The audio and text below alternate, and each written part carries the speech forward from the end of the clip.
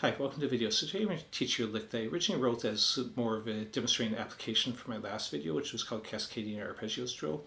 I used some of the same picking and arpeggios from that, so you can check that out if you want to. Link will be in the description. But I think the lick is strong enough to stand on its own. You can maybe get some inspiration or pull some ideas out of it. So I'll go ahead and demonstrate the lick, and then I'll break it down and show the tab.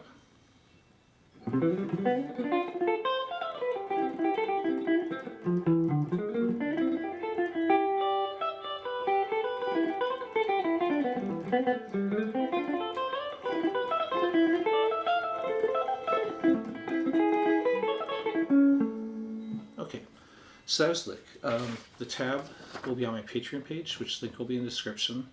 It's always free and open to the public, so print it out, download it, however you want. On this, I list the names of the arpeggios on top. I list the fingering underneath it. So on the arpeggios, sometimes I have more than one name, and sometimes you could interpret it to other names. It all kind of depends on where you consider one arpeggio to start and the next one to end. So let me go and demonstrate this slow. So in the drill that this came from, basically I was taking arpeggios and I was moving them,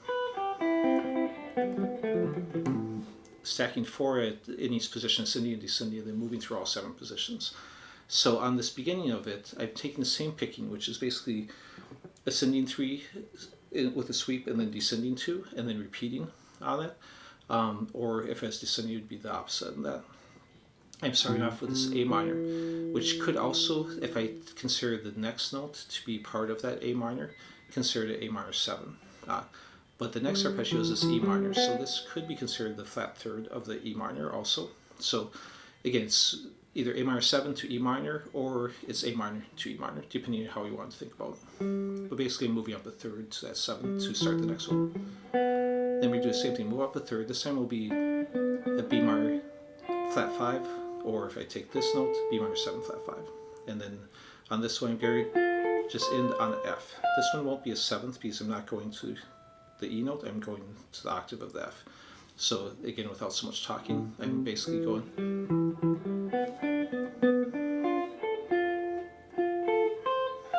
Then I'm walking down a scale here. This could be considered a C major 7. But again, all the names will be in the tab. Then I come back down. On this coming back, I was thinking of it more as A minor 7 because here's my A note, and this would be the 7th, 5th, or flat 7, 5th, flat 3rd. I'm not going back to the root, but it could be considered A minor 7th, or I could just still think of it as a C and just adding the A note to it. So this part, that whole thing is just a F major 7 arpeggio, just not, I start on the 5th, so I don't do it completely in order. Then I'm going to come up here and go into a D minor flat 5. Then I'm going to go into F sharp augmented.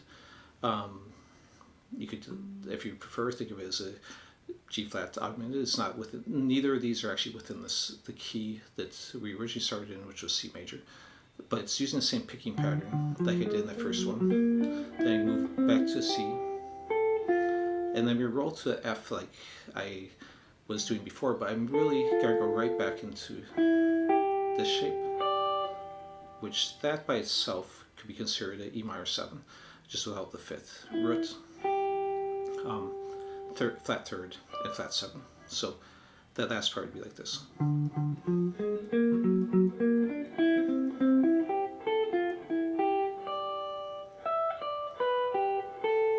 Is the next part. So if I consider it from right here, that's basically just a G major with a 9th added on. So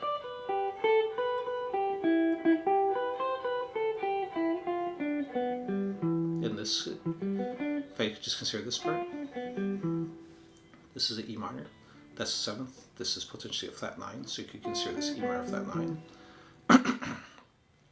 So from the jump back here,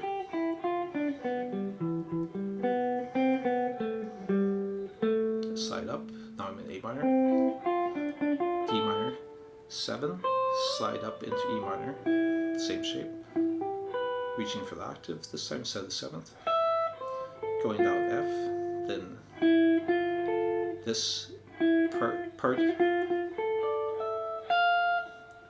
there's your D minor. This would be the 9th, so you can consider add 9. If you were thinking of it from not even considering this an F, then all this would fit, and this note could be considered this flat 7 of the D, and the whole thing could be considered a D minor 9. Or you can think of it as a F into a D minor add 9. A minor 7, just the same A minor shape, pulled back an octave. Then I'm going to do the same picking pattern we did from the beginning, which is ascend 3, go back 2. But now I'm going to keep it in one shape. I'm not going to change arpeggios when I change the picking over. Well, I'm going to change the arpeggio, but I'm not going to move to a completely different. What I actually am doing here is I play A minor in this first octave.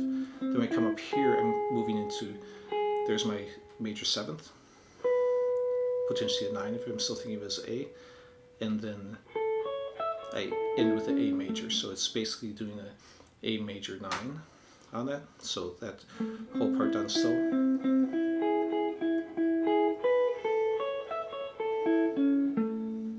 Okay, so again, all that's written down here. To some extent I bracketed some of them differently because arpeggio names can be a little bit open to interpretation. If you are having trouble with the picking, go back to the drill. That gets you tons of repetition on basically all the triads moving through off each note from each position, and also just doing that picking. You can also isolate the picking and just do it by itself, because changing directions in sweepy is difficult. Anyways, hope you liked the video. Please click like, subscribe, share, comment. Any of that stuff helps me get more views, and thanks for watching.